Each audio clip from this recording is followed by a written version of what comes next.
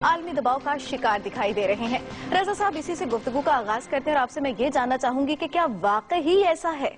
دیکھیے یہ تو اس میں سیاست کا بہت بڑا رنگ ہے کیونکہ جب بھی یہ ہوتا ہے کہ کچھ وہاں پہ برطانیہ میں پیش رفت ہوتی ہے تحقیقات بھی، چاہے وہ عمران فاروق کا قتل ہو، چاہے وہ منی لانڈرنگ کے جو الزامات ہیں وہ ہوں یا دیگر اس طرح کی چیزوں، تو فوراً یہاں پر ایم کیو ایم کا آپ کو ریئیکشن رد عمل دکھائی دیتے ہیں۔ اور اس میں ہوتا یہ ہے کہ کہا یہ جاتا ہے کہ جی الطاف بھائی کو چونکہ پاکستان میں بھی خطرہ ہے یہاں سے، اس لیے وہ ایگزائل میں باہر مقیم ہے یو کے میں، اور وہاں پر بھی جب یہ تنگ ہوتا ہے ہلکا ذرا تفتیش کا تو پھر یہاں پہ ایم کیو ایم جو ہے وہ اپنا سیاسی مسل دکھاتی ہے، بالکل، اور وہ شور مچاتی ہے کہ بھئی آج جیسے آپ نے دیکھا بھی پریس کانفرنس چند ہی گھڑیاں پہلے ختم ہوئی اور اس میں یہ بار بار یہ کہا گیا کہ الطاف صاحب جو ہیں وہ کروڑوں لوگوں کی نمائندگی کرتے ہیں اور ان کے خلاف یہ سازش ہے، ان کی ساکھ مجروح کی جا رہی ہے، اور انہوں نے بی بی سی کے جو انٹرویوز اور ڈاکیومنٹریز کا حوالہ دیا، 2 بار دکھائی گئی، اس میں مختلف الزامات بھی دکھائے گئے، ایم کیو ایم کے اوپر لوگوں کی آراء بھی دکھائی گئی، اور کہا یہ گیا کہ یہ ایم کیو ایم کی اور الطاف بھائی کی ساکھ کو مجروح کرنے کا ایک ذریعہ ہے۔ مگر اب سوال یہ پیدا ہوتا ہے کہ کیا یہ واقعی ہی میں اس طرح سے جو معاملہ آگے بڑھ رہا ہے یہ اپنے لاجیکل کنکلوژن کو بڑھے گا کہ آیا صاف الفاظ میں کہ سزا ہوگی یا نہیں ہوگی؟ تو دیکھیں بات یہ کہ اگر یہ ہونی ہوتی، کب سے یہ چل رہا ہے، یہ برطانوی حکومت بھی جو ہے نا اس کو ایک طرح سے ایک ٹول کے طور پہ استعمال کرتی ہے یہ ساری جو چیزیں، کیونکہ پریشر، کیونکہ الطاف بھائی وہاں پہ اب ان کے پاس پاسپورٹ بھی ہے برطانیہ کا اور وہ وہاں پہ مقیم ہیں، ان کو اور وہ جانتے ہیں کہ یہاں پر آئیں گے تو خطرے سے خالی نہیں آنا، تو اب وہ کیا کرتے ہیں کہ جی کوئی نہ کوئی نیا جو ہے وہ کیس کی کڑی آگے بڑھتی ہے اور پھر وہ کہیں رک جاتی ہے، ایک دم پریشر آتا ہے، کیونکہ دیکھیے اس میں مت بھولیے کہ کراچی جو ہے وہ مغربی ممالک کے لیے ایک بہت اہم مرکز ہے۔ اس کی وجہ یہ ہے کہ یہ جو افغان جنگ ہوئی ہے پوری اور نیٹو کی جو سپلائز ہیں وہ بذریعہ کراچی جاتی رہی ہیں، اور اب جب انخلا ہوگا افواج کا تو پھر وہ کراچی کے تھرو جائیں گی اور کراچی پر ایم کیو ایم کا کنٹرول ہے۔ بالکل۔ اچھا یہ میں تھوڑی سی بات کو جو ہے وہ تھوڑا سا آگے اس کا پھیلاؤ جو ہے وہ بڑھا رہا ہوں کہ اس میں وہ اینگل ضرور ہے، مگر یہ دیکھیں یہ بات ایک واضح ہے کہ اگر جو بھی الزامات ہیں اور اگر بی بی سی کی ڈاکیومنٹریز یا ان کی جو خبریں ہیں ان پہ ایم کیو ایم شکایت ہو تو ان کے خلاف قانونی چارہ جوئی کریں۔ کیوں نہیں کرتے پھر؟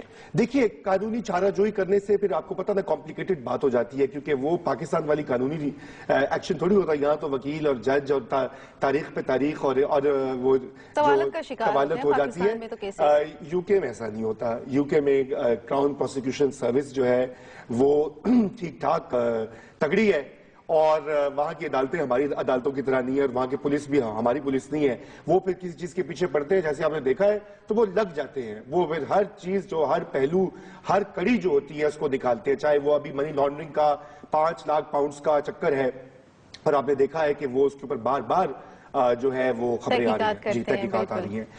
دیکھیں اب یہ تو میں کیا کہہ سکتا ہوں، سازش ایک بڑی مشکل چیز ہوتی ہے، سازش کا آپ کو پتہ ہے کہ پاکستان میں سازش جو ہے وہ تقریباً ہمارے سیاسی کلچر بلکہ یوں کہیے ہماری ثقافت کے اندر بھی گھس گیا کہ ہمیں ہر چیز میں سازش دکھائی دیتی ہے، اور اس کی وجہ یہ ہے کہ ہم نے اپنی تاریخ بھی ایسے لکھی ہے کہ ہم ہمیشہ سازشوں کا شکار رہے ہیں، مسلمان دنیا میں سازشوں کا شکار ہیں، پاکستانی شکار ہیں۔ تو پرابلم یہاں پہ یہ آ رہی ہے بیسکلی کہ یہ جو دباؤ پڑ رہا ہے اس کو بھی ایک سازش سے گردانا جا رہا ہے۔ ایم کیو ایم کی جو پوری پریس کانفرنس اور جو موقف ہے وہ یہ ہے کہ ایک عالمی سازش کے تحت الطاف بھائی کو آئسولیٹ کیا جا رہا ہے، ان کو تنگ کیا جا رہا ہے وغیرہ وغیرہ۔ تو میرے یہ خیال سے دیکھیے یہ سازش کو پروف کرنا بڑا مشکل ہوتا ہے، یہ ضرور ہے کہ دباؤ ہے چلا جا رہا ہے۔ آپ کے خیال میں اس کی وجہ کیا ہو سکتی ہے؟ دیکھیے یہ رپورٹ جو ہے انٹرنیشنل کرائسس گروپ کی ICG کی، یہ بہت ہی معنی خیز قسم کی رپورٹ ہے اور بڑے صحیح وقت پر آئی ہے۔ یہ وہ وقت ہے کہ جب پاکستان ایک اپنی بقا کی جنگ لڑ رہا ہے، اس وقت پاکستان کے اندر جو ہماری حکومت ہے، صوبے پہ ہو مرکز میں ہو، وہ یہ دیکھ رہی ہے کہ ہم نے کس طرح سے دہشت گردی کو روکنا ہے، امن لانا ہے، بحال کرنا ہے، معیشت کو بحال کرنا ہے، اور اس رپورٹ کے تئیں یہ کہا گیا ہے کہ کراچی میں، لاہور میں، پشاور میں، کوئٹہ میں مختلف عوامل کی وجہ سے یہ تشدد جو ہے بے پناہ ہوا ہے. مثلا کراچی میں 3000 کے قریب لوگ جو ہیں وہ ٹارگٹ کلنگ کا شکار ہوئے ہیں. 2700 کا انہوں نے ایگزیکٹ فگر دیا ہے, اور ساتھ میں انہوں نے یہ کہا ہے کہ بہت ہی خطرناک فگر ہے کہ 40% کے قریب جو کاروباری لوگ ہیں, جو انویسٹرز ہیں, وہ کراچی کو چھوڑ کر چلے گئے 2013 کے اندر. اب آپ یہ دیکھیں کہ کراچی یہ وہ شہر ہے کہ جہاں سے 70% پاکستان کا جی ڈی پی یا جو کل آمدنی ہوتی ہے, کل جو قومی دولت ہے اس کی ٹیکسز بھی وہیں سے آتے ہیں. اور اگر وہاں پہ یہ عالم ہے اس وقت تو یہ ایک بہت بڑا لمحہ فکری ہے.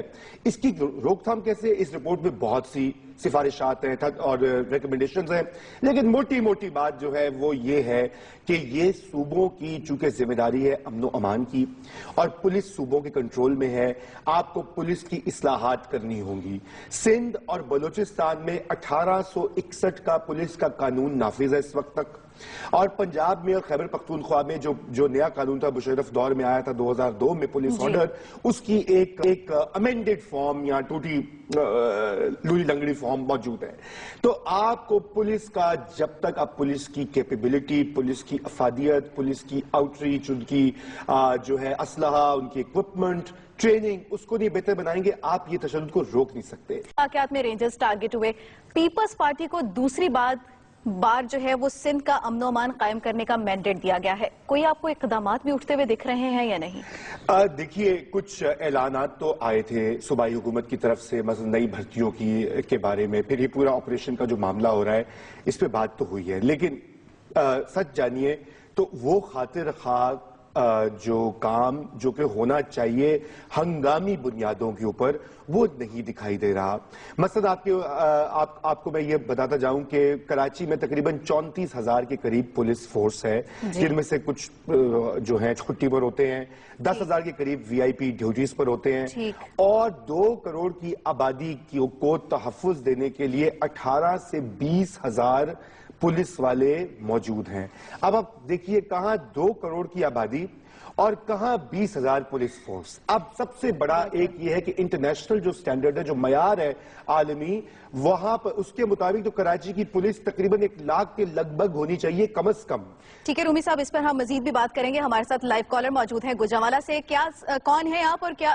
بالکل ہماری کال ڈراپ ہو گئی ہے, جیسے ہی ہمارے لائیو کالر ہمیں دوبارہ جوائن کرتے ہیں ہم ان کا سوال آپ تک پہنچائیں گے. تو رومی صاحب, ہم بات کر رہے تھے شہر قائد کے امن و امان کی, اور آپ بہت اچھی فگرز بتا رہے ہیں کہ کتنی عوام ہے اور کتنی پولیس ہے. جی دیکھیے, انٹرنیشنل جو سٹینڈرڈ ہے اس کے مطابق آپ کے پاس کراچی کے لیے تقریباً 1 لاکھ کے قریب ایک فورس ہونی چاہیے, سویلین پولیس فورس, جو کہ کرائم پریونشن کرے, ٹیررزم کے خلاف کاروائی کرے, جو ہے ہر طرح کی جو پولیس کی سیکیورٹی کی سروسز ہوتی ہیں آئین اور قانون کے تحت وہ مہیا کریں. لیکن وہ نہیں ہے, اس لیے رینجرز کو اضافی طور پر وہاں بلایا گیا ہے. ان کا خرچہ بھی سندھ حکومت اٹھاتی ہے. دیکھیے, سالانہ اربوں روپے جو ہیں وہ اس پہ بھی خرچ ہوتے ہیں. تو بات یہ ہے کہ سندھ حکومت کو سب سے پہلے اس ریکروٹمنٹ پہ فوکس کرنا. ٹھیک ہے, ہمارے ساتھ لائیو کالر موجود ہیں لاہور سے, ہمیں جوائن کیا ہے حذیفہ نے. حذیفہ, کیا کوسچن کریں گے آپ رومی صاحب سے؟ میں رومی صاحب سے پوچھنا چاہوں گا کہ گورنمنٹ نے جو رومی صاحب, اگر ہم دیکھیں شہر قائد میں بھی ٹارگٹ کلنگ ہو رہی ہے, پشاور, کوئٹہ اور لاہور میں بھی یہ جو سلسلہ ہے یہ چل پڑا ہے, کوئی فرق نہیں رہ گیا ہے شہروں میں؟ دیکھیے, آئی سی جی کی رپورٹ کے مطابق کراچی کا تو معاملہ انہوں نے بتایا ہے کہ سیاسی پارٹیوں کے اندر جو ہیں وائلنٹ ملیٹنٹ ونگز ہیں. اس کے علاوہ یہ کہ جو میں نے کو پولیس فورس کی کیپیسٹی کی بات بتائی ہے, پشاور اور کوئٹہ میں افغانستان کی صورتحال کی وجہ سے, چونکہ وہ ایک جسے کہتے ہیں ریجنل جنگ کی لپیٹ میں ہیں 2 شہر, تو وہاں کے عوامل کچھ اور ہیں, اسی لیے وہاں پر فرقہ وارانہ جو ہے تشدد بہت ہوا. کوئٹہ میں 3 بڑے واقعات ہوئے پچھلے سال میں. پشاور میں تو آپ نے دیکھا چرچ پہ بہت بڑا اٹیک ہوا, اور اس کے علاوہ دیگر بے شمار ایسے واقعات ہوئے جو کہ اس پوری وہ جنگ کے چکر میں ہیں. مگر یہ اس پر ممکن تو سب کچھ ہے, اگر عدالت یہ آرڈر کرے گی اور عدالت چاہے گی تو وہ بالکل ایسا ہوگا. مگر دیکھیے, بات یہ ہے کہ ان کی میڈیکل رپورٹس اور جو مختلف آراء آ رہی ہیں, کچھ ان کے جو ایک ہیں ڈاکٹر وہاں امریکہ میں، انہوں نے تو کہا ہے کہ مشرف صاحب جو ہیں ان کا علاج وہیں پہ ہو سکتا ہے، ان کو آپریشن کی ضرورت ہے. ایک اور ڈاکٹر کے ایک اور میڈیا گروپ کے پیپر میں یہ آئی ہوئی تھی سٹوری کے، اور جو امریکن ڈاکٹرز ہیں ان کا خیال ہے کہ نہیں، ان کا علاج بالکل پاکستان میں ہو سکتا ہے، کوئی ایسا ممانعت نہیں ہے. مسئلہ یہ ہے کہ دیکھیں یہ جنرل مشرف کا جو ٹرائل جو اس کا آغاز ہوا یہ پہلے دن سے متنازع ہے. متنازع اس لیے ہے کہ ان کی مشرف صاحب کی ٹیم کا ایک پورا موقف ہے، دوسری جانب حکومت کا اور سیاسی جو قوتیں ہیں ان کا ایک موقف ہے، اور یہ معاملہ جو ہے ابھی کھچے گا. اور مگر جو سب سے اہم بات ہوئی ہے وہ آج جو انہوں نے ایک ریویو پٹیشن دائر کی ہوئی تھی مشرف صاحب کے وکلاء نے سپریم کورٹ کے سامنے کہ 3 نومبر کا جو فیصلہ ہے اس کو منسوخ کیا جائے یا اس کو بدلا جائے. اب اس سے پہلے جو ہمارے ایک لائیو کالر نے سوال کیا تھا اس کا آپ جواب دیں. جی مختصراً انہوں نے یہ کہا کہ مشرف کا جو ٹرائل ہے اس کا بنے گا کیا اور کیا یہ ہو پائے گا. دیکھیے یہ تو ابھی تک جتنے کرائن اور شواہد دکھائی دے رہے ہیں کہ جنرل صاحب کو کسی نہ کسی طریقے سے ملک سے باہر تو بھیجنے کا کچھ لگتا ہے کہ پلان ہے، مگر اب وہ کیسے ایگزیکیوٹ ہوگا؟ گورنمنٹ تو اس میں ایکٹیولی کچھ نہیں کر رہی اور نہ ہی ملٹری کچھ زیادہ دکھا رہی ہے. اب عدالت کی سارے جو وہ کہتے ہیں نا بال از ان دا کورٹس، کورٹ کی کورٹ میں ہے، ٹھیک ہے نا، اور اس لیے اب یہ عدالت پہ منحصر ہے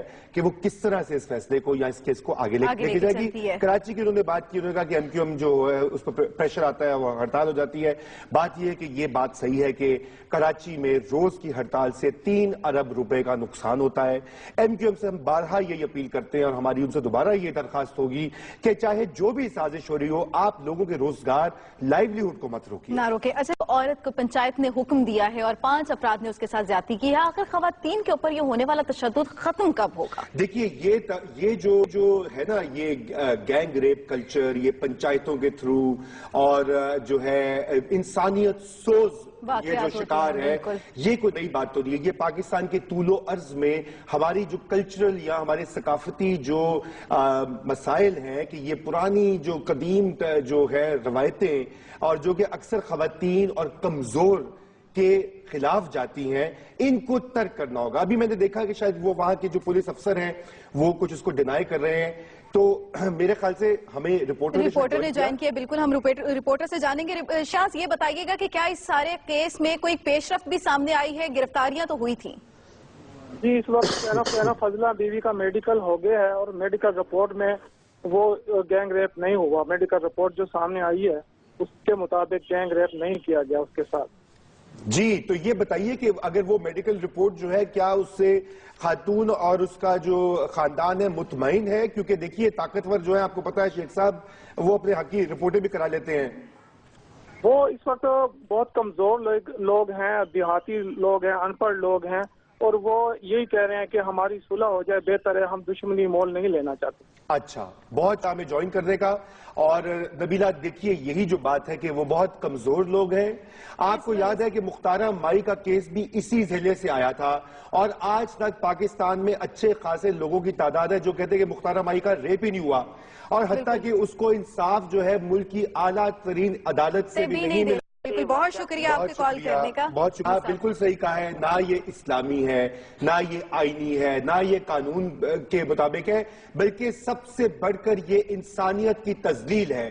ہمارے یہاں بچوں کے ساتھ جو ہوتا ہے، جو خواتین کے ساتھ ہوتا ہے، مائنورٹیز کے ساتھ ہوتا ہے، کمزور افراد جو معاشرے کے ساتھ ہوتے ہیں، اور اس کے اوپر کوئی ایکشن نہیں ہوتا. یہ نوٹس، یہ جو ابھی بات ہوئی کہ وزیر اعظم نے نوٹس لے لیا، آپ کو یاد ہوگا کہ 5 سال کی بچی کا ریپ ہوا تھا لاہور میں، اس کا بھی نوٹس ہوا، شور و غوغا ہوا، کچھ نہیں ہوا آج تک. وہ جو ملک کال غالباً تکنیکی وجوہات کی وجہ سے ہم ان کی بات نہیں سن پائے. تو بات یہ ہے کہ یہ انسانیت کی تذلیل ہوتی ہے. روزانہ ہر گھنٹے ہمارے ملک میں سینکڑوں بچے، ہزاروں خواتین وہ مختلف مظالم کا جو ہے شکار ہوتی ہیں، اور اس کے لیے ہمارے قانون نافذ کرنے والے جو ادارے ہیں ان کو بھی بدلنا ہوگا. ان کے اندر بھی ڈینائل کا کلچر ہے. وہ کہتے ہیں جی ہوا ہی نہیں واقعہ، وہ جی تو عورت خود کرتی ہے، وہ تو جی غریب آدمی خود کرتا ہے، وہ تو جی ایکسیڈنٹ میں سامنے آ جاتا ہے. یہاں پر طاقتور کی شدوائی ہوتی ہے اور جو کمزور طبقہ ہے ہمارے معاشرے کا وہ پستا رہتا ہے ہر وقت. جب تک ہمارے ملک میں سزا نہیں ملے گی نا. بالکل اصل بات مدثر نے بہت ہی خوبصورت بات کی ہے کہ فوری طور پر سزا دینا. پولیس کاروائی کرے، عدالت اس کو پروسیکیوشن تفتیش کرے، عدالت پکڑ کے फौरी तौर पर पनिशमेंट दें। पनिशमेंट करें।